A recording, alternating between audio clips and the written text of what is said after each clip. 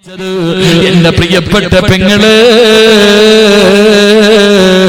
അല്ലാഹുവിന്റെ പ്രവാചകന്റെ പൊന്നുമോള് ആ വീടിന്റെ അകത്ത് കിടന്ന് പട്ടിണി കിടന്നിട്ട് വല്ലാത്ത ജോലിയാട്.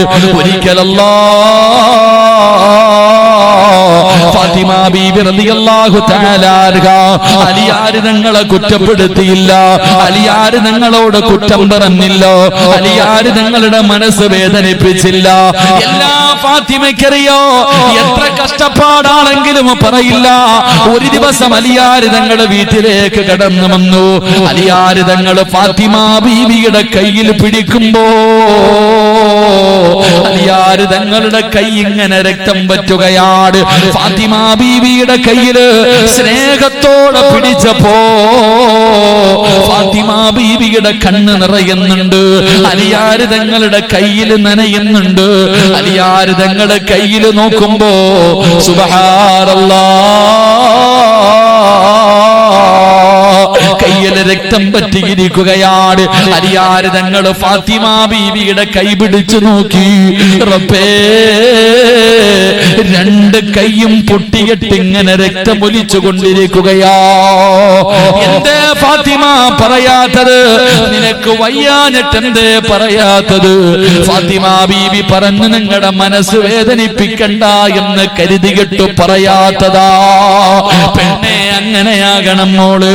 എന്റെ പ്രിയപ്പെട്ട പെങ്ങളോട് ത്യാഗം സഹിക്കാൻ, കഷ്ടപ്പാട് സഹിക്കാൻ നീ ഖദീജയെ പോലെയാക്, ഈ ഖദീജയെ പോലെയാക്.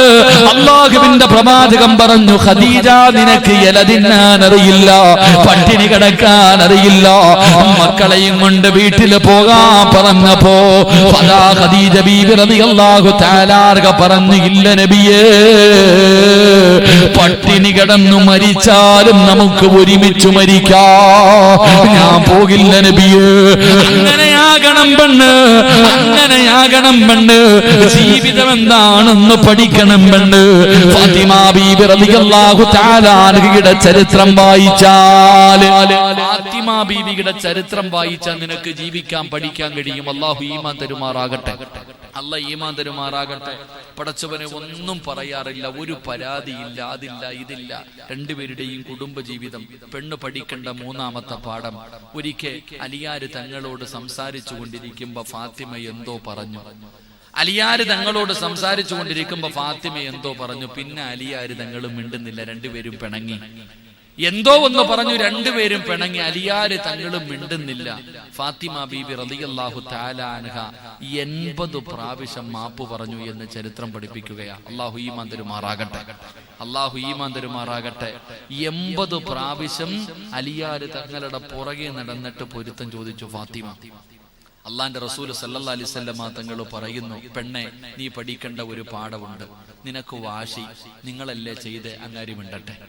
ഭാര്യയും ഭർത്താവും തമ്മിൽ പിണങ്ങിക്കഴിഞ്ഞാൽ ആരുടെ ഭാഗത്താണ് തെറ്റ് നീ നോക്കരുത്. നിന്റെ കയ്യിൽ ഒരു തെറ്റുമില്ല, നിന്റെ ഭർത്താവിന്റെ കയ്യിലാ തെറ്റ് എന്ന് കരുതുക. ഇന്നത്തെ പെണ്ണുങ്ങൾ പറയും, അങ്ങാരി മിണ്ടട്ടെ, ഇച്ച മിണ്ടട്ടെ, എന്റെ അങ്ങാർക്ക് മാത്രമേ വാശിയുള്ളൂ, എനിക്കും വാശിയുണ്ട്. എന്നാ നീ പഠിച്ചോ. റസൂലുള്ളാഹി സ്വല്ലല്ലാഹു അലൈഹി വസല്ലമ തങ്ങൾ പറഞ്ഞു, നീ താഴ്ന്നു കൊടുക്കണമെന്ന് നബി മുഹമ്മദ് മുസ്തഫ. എന്താ ഇഷ്ടപ്പെട്ടില്ല? നബി മുഹമ്മദ് മുസ്തഫ സല്ലല്ലാഹു അലൈഹി വസല്ലമ തങ്ങൾ പറഞ്ഞു, പെണ്ണെ, നീ ഒന്ന് താഴ്ന്നു കൊടുക്കണം, നീ നിന്റെ ഭർത്താവിന്റെ മുന്നിൽ പോകണം, അദ്ദേഹം മിണ്ടുന്നത് വരെ നീ പട്ടിണി കിടക്കണം. ഭർത്താവിനോട് പറയണച്ചാ, നിങ്ങൾ മിണ്ടുന്നത് വരെ ഞാൻ ഇനി ഭക്ഷണം കഴിക്കൂല, ഞാൻ വെള്ളം കുടിക്കൂല. എന്റെ പെങ്ങളെ, ഭർത്താവിന്റെ പിണക്കം മാറ്റിയ അല്ലാഹ് നിനക്ക് തരുന്ന പ്രതിഫലം എന്തെന്നറിയോ? അല്ലാഹു ഈമാൻ തരുമാറാകട്ടെ. ഭർത്താവും ഭാര്യയും പിണങ്ങി, ഭർത്താവും ഭാര്യയും പിണങ്ങി.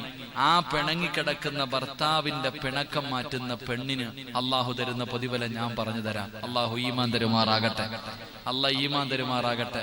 എന്താ പ്രതിഫലം? നിനക്കും വാശി ഇല്ലേ? ഓള് മിണ്ടട്ടെ, ഓള് കാല് പിടിക്കട്ടെ, ഓള് തലയെ പിടിക്കട്ടെ. അങ്ങനല്ല ചങ്ങാതി.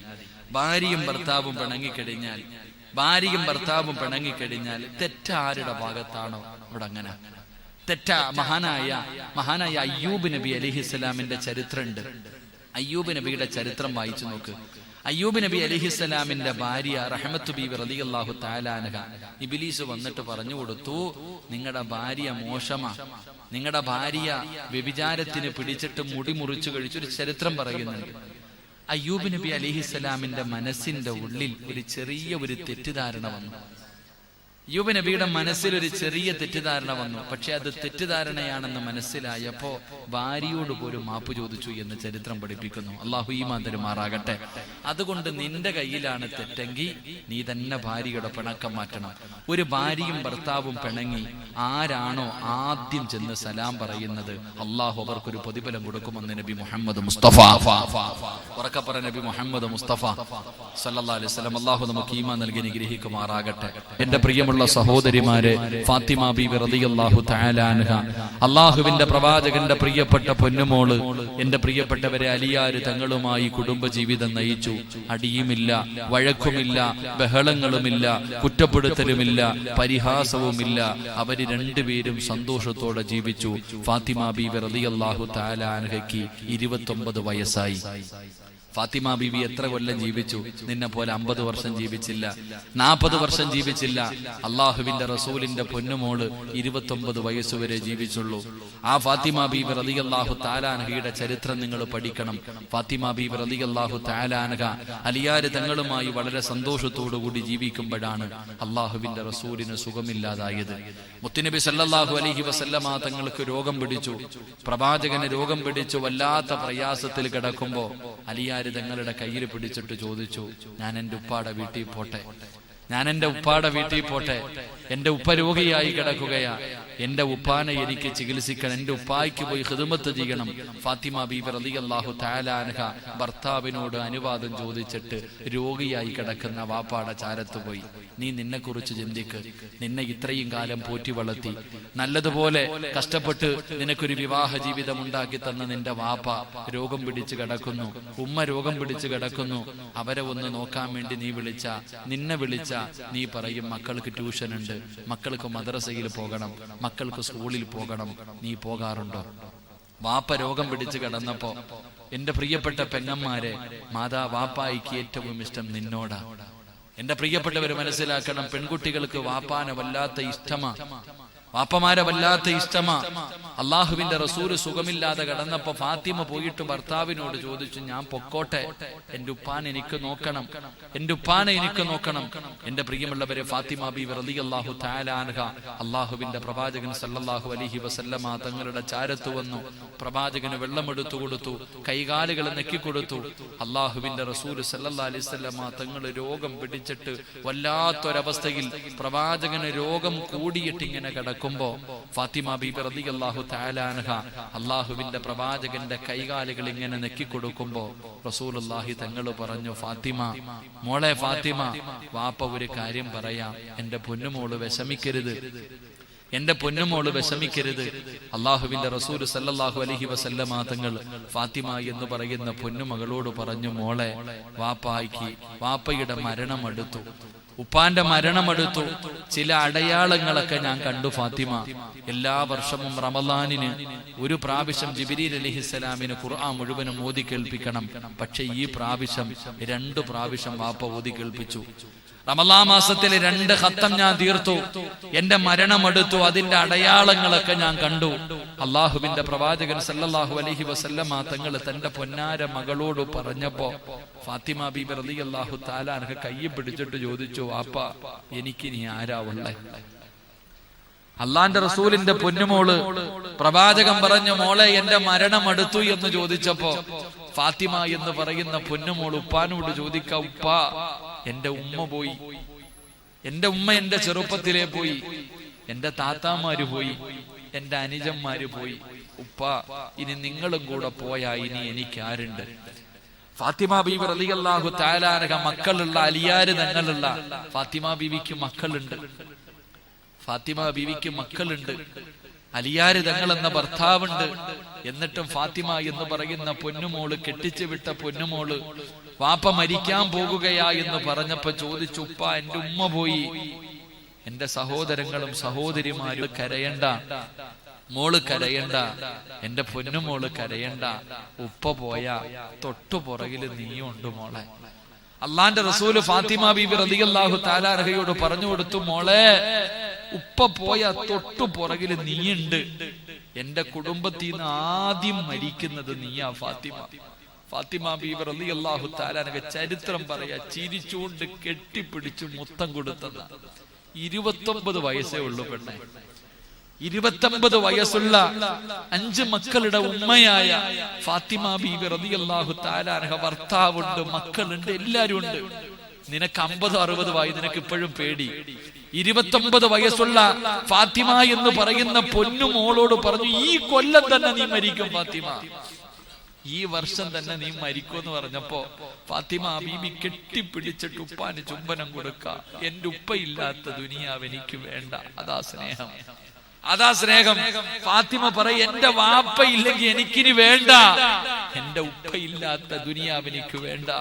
ഫാത്തിമ ബീബി റളിയല്ലാഹു തആല അൻഹ പൊട്ടിക്കരഞ്ഞ. അവിടെന്ന് പടച്ചവനെ ആയിഷ ബീബി റളിയല്ലാഹു തആല അൻഹ ചോദിച്ചു, നീ എന്തിനാ ഫാത്തിമ ചിരിച്ചേ? ഞാൻ പറയൂല, എന്റെ ഉപ്പ പറഞ്ഞ രഹസ്യമാ, എന്റെ ഉപ്പ പറഞ്ഞ രഹസ്യമാ. എന്റെ പ്രിയപ്പെട്ട പെങ്ങളെ, ഇന്ന് ഫെബ്രുവരി 29 വയസ്സുള്ള ഫാത്തിമ ബീബി റളിയല്ലാഹു തആല അൻഹ, നീ പഠിക്കണം ഫാത്തിമയെ കുറിച്ച്. 29 കൊല്ലമേ ജീവിച്ചുള്ളൂ പെണ്ണെ. ആ പെണ്ണാ നാളെ സ്വർഗത്തിൽ നിന്റെ മുന്നിൽ നിൽക്കുന്നത്. ആ ഫാത്തിമ ബീവിയുടെ പുറകിൽ നിന്നാ നീ സ്വർഗത്തിൽ പോകേണ്ടത്. ഫാത്തിമ ബീബി റളിയല്ലാഹു തആല അൻഹ അവസാനം പടച്ചവനെ സക്കറാത്തിന്റെ അവസ്ഥയിൽ 29ാമത്തെ വയസ്സിൽ, എന്റെ പ്രിയപ്പെട്ട പെങ്ങളെ നീ പഠിക്കണം. റസൂലുള്ളാഹി സ്വല്ലല്ലാഹു അലൈഹി വസല്ലമ തങ്ങൾ വഫാത്തായി, മുത്തുനബി വഫാത്തായി. ഞാൻ പറയുന്നില്ല, നിങ്ങൾക്ക് ചരിത്രം അറിയാം. റസൂലുള്ളാഹി തങ്ങളുടെ വഫാത്ത് നിങ്ങൾക്ക് എല്ലാവർക്കും അറിയാം. ഫാത്തിമയെ കൊണ്ട് സഹിക്കാൻ കഴിയാത്തതാ. അള്ളാഹുവിന്റെ പ്രവാചകൻ സ്വല്ലല്ലാഹു അലൈഹി വസല്ലമ തങ്ങൾ വഫാത്തായി. അവിടെ മയ്യത്ത് കൊണ്ടുപോയി, അവിടത്തെ മയ്യത്ത് കൊണ്ടുപോയി കബറടക്കിയിട്ട് തിരിച്ചു വന്നപ്പോ ഫാത്തിമ ബീബി റളിയല്ലാഹു തആല അൻഹ അനസ് റളിയല്ലാഹു തആല അൻഹുവിനോട് ചോദിച്ചു, അനസ്, നിനക്ക് എങ്ങനെ തോന്നി എന്റെ ഉപ്പാടെ നെഞ്ചത്ത് മണ്ണ് വാരിയിടാൻ? 10 കൊല്ലം ഹാദിമായി ജീവിച്ചിരുന്ന അനസ് റളിയല്ലാഹു തആല അൻഹുവിനോട് ചോദിച്ചു, നിനക്ക് എങ്ങനെ പറ്റി അള്ളാഹുവിന്റെ റസൂലിന്റെ നെഞ്ചിൽ മണ്ണ് വാരിയിടാൻ നിനക്ക് എങ്ങനെ തോന്നി അനസ്? എന്റെ പ്രിയപ്പെട്ട പെങ്ങളെ, അലിയാര് തങ്ങൾ പറയുകയാ, അള്ളാഹുവിന്റെ പ്രവാചകൻ വഫാത്തായപ്പോ എനിക്ക് 2 നഷ്ടമാ ഉണ്ടായേ. നിനക്കൊക്കെ നിന്റെ മാതാപിതാക്കളോട് എത്ര സ്നേഹമുണ്ടോ സഹോദരി? അലിയാര് തങ്ങൾ പറയാ, മുത്തുനബി വഫാത്തായപ്പോ എനിക്ക് 2 നഷ്ടമാ ഉണ്ടായേ. ഒന്ന്,